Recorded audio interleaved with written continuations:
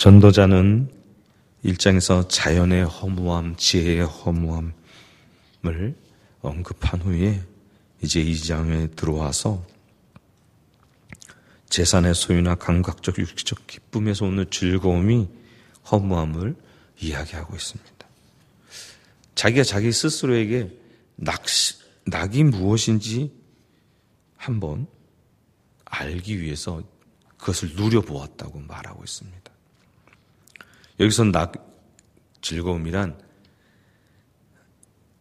1절 이하에 나오는 이야기들, 재산이나 소유나 감각적 쾌락에서 오는 기쁨들을 말하고 있습니다. 그 사람이 좋다고 여기고 추구하고 그것을 얻어내려고 노력하는 것들 말하는 겁니다. 곧 쾌락을 체험해 봅니다. 이 즐거움, 쾌락은 하나님께서 말씀하시는 평안과 또 은혜, 하나님 주시는 기쁨과는 구별된 것이죠. 그런 것들이 다 허무하다고 말하고 있습니다. 3절에 보면 내가 내 마음으로 깊이 생각하기를 어떻게 해야 내 마음의 지혜로 다스리면서, 곧 다시 말하면 마음은 지혜로 절제되고 계속 컨트롤하면서 술을 마시고 육신을 즐겁게 해볼까? 세상적 즐거움과 쾌락을 누려볼까? 그곳에 빠지지 않게 해볼까? 지혜로 컨트롤해보겠다 생각하고 그 한 방편으로 사업을 크게 해보았다고 말합니다. 여기서 사업은 이제 나오는 이야기들은 집들을 지어보았답니다.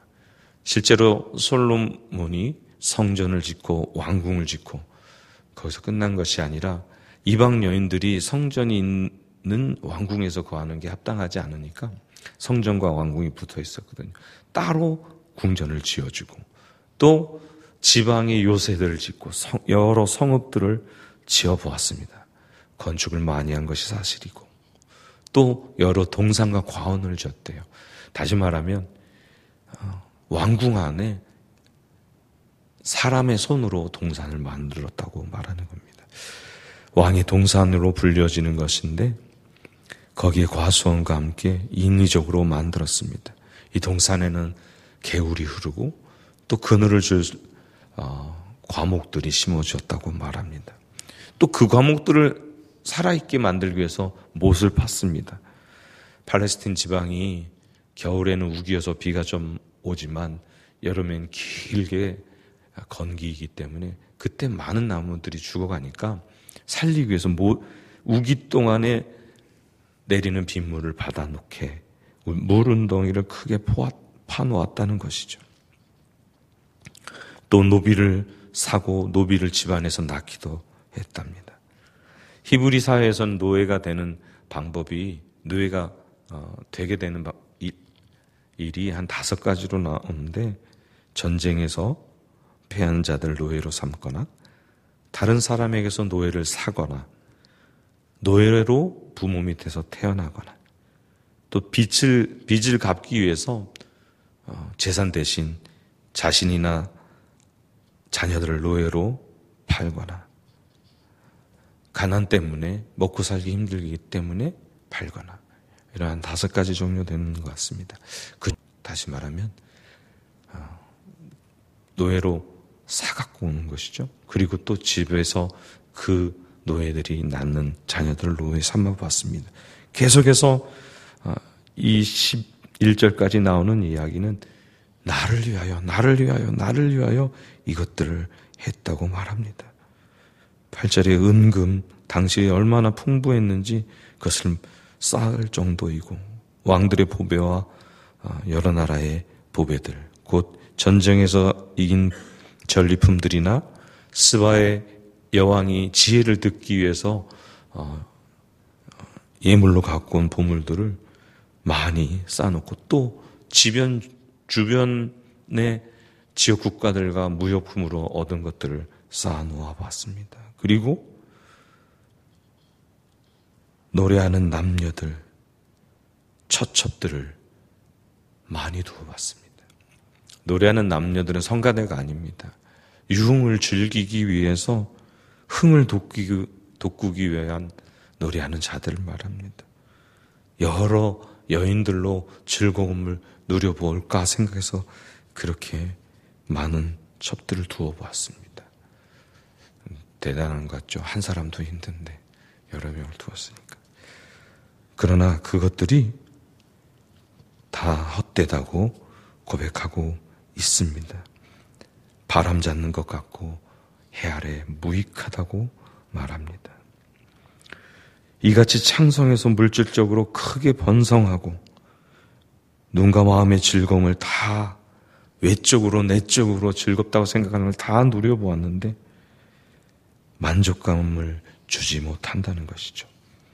모든 즐거움을 추구해서 얻어보았고 또 그것을 누려봤지만 행위 자체는 기쁠지 모르지만 결국에 허무와 불만족이 채워도 채워지지 못하는 영역이 있다는 것입니다.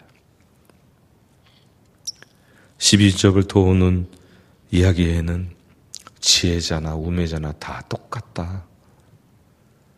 지혜롭게 인생을 살아가도 또 멍청하게 살아가도 결국에 죽음을 맞이한다라고 말합니다. 왕에 뒤오는 자들, 다시 말해서 다시 왕이 되는 사람들을 결국에 자기처럼 제 행한 일들을 다시 행하는 것밖에 없고 시행착오를 반복하게 될 것이고 결국에는 자기와 같은 결론에 도달할 것이라고 말합니다. 지혜가 우매보다 뛰어난 것 같다고 말을 합니다. 어둠보다 빛이 뛰어나듯이. 그렇지만 그것이 한계에 부닥치는데 궁극적으로 지혜로운 사람도 죽음이라는 한계에 부닥치게 되고 그 모든 것이 한계와 헛됨을 드러낼 뿐이라는 것입니다. 그래서 결국에 전도자가 17절에 사는 것을 미워한다고 말하고 또 한 모든 수고를 미워한다고 말합니다. 다시 말하면 인생이 결국에 정말 죽음에 처하게 되니까 인생에 대한 회의를 그리고 그것에 대한 반발심을 나타내고 있는 것입니다. 전도자는 12장에서 큰 결론을 말하기 위해서 그 앞에 모든 것을 11장까지 이야기하면서 결론을 밝히지 않습니다. 조금씩 드러낼 뿐이죠. 18절부터 마지막 절까지 자신의 후손에게 넘겨주지만 그걸 잘 받아서 관리하지도 못할 것이고 물거품처럼 만들지도 모른다는 걱정을 하고 있습니다. 실제로 솔로몬 이후에 바로 아들 때에서 통일왕국이 북이스라엘과 남유대로 나뉘어지는 분단 국가가 되고 맙니다. 솔로몬이 추구하고 또 얻었던 것을 자녀들에게 물려줘야 한다는 사실이 정작 자신은 누릴 수 없는 것을 발견하는 것이죠. 그렇게 일평생 무엇을 해봐도 슬픔뿐이라고 말합니다. 어떻게 생각하면 인생을 살아가고 있는 저희들보다 먼저 산 솔로몬이 우리에게 한 가지 지혜를 알려주는 것 같습니다. 이 땅에서, 이 세상에서 바둥바둥 살아가도 결국에 헛될 뿐이다. 헛되니까 그렇게 살지 말아라? 아니요. 헛되지 않은 것들을 추구하라는 것이죠. 세상적 명예와 부귀를 위해 열정을 다하고 그것을 위해 달려가는 삶은 결국에 희망이 없다. 스스로 무엇인가 수고하여 먹고 마시는 것 정도, 인생을 유지하는 것 정도가 하나님께서 허락하신 것이다. 마지막 26절에 결론에 관한 살짝 힌트를 보여주시고 있습니다. 하나님은 그가 기뻐하시는 자에게 지혜와 지식과 희락을 주시나니 하나님이 주시는 지혜와 지식과 희락은 하나님이 기뻐하시는 자에게, 그 집 기뻐하시는 자라는 말은 직역하면 그 앞에, 하나님 앞에 선한 사람에게라는 뜻이 됩니다. 여기 선한 토부라는 단어는 1절의 낙과 연결되어 있는데 남에게 해를 끼치지 않고 유익을 주는 좋은, 아름다운 등의 뜻을 가지고 있습니다. 곧 이런 점에서 하나님을 기쁘시게 하는 자가 되어야 한다는 것이죠. 곧 하나님 앞에 경건하고 신실하게 살아가는 사람을 말합니다. 솔로몬이 살았던 인생을 거울 삼아 저와 여러분, 하나님이 기뻐하시는 한 분 한 분 되길 소망합니다. 하나님 앞에 경건하고 신실하게 살아가는, 인생의 최선을, 곧 헛된 것을 추구하는 것이 아니라, 세상 것을 추구하는 것이 아니라 하나님 마음에 합한, 하나님이 기뻐하시는 저와 여러분, 범사에 하나님을 인정하는 경건에서부터 그것은 시작되는 것이죠. 그런 저와 여러분 되기를 주님의 이름으로 축원합니다.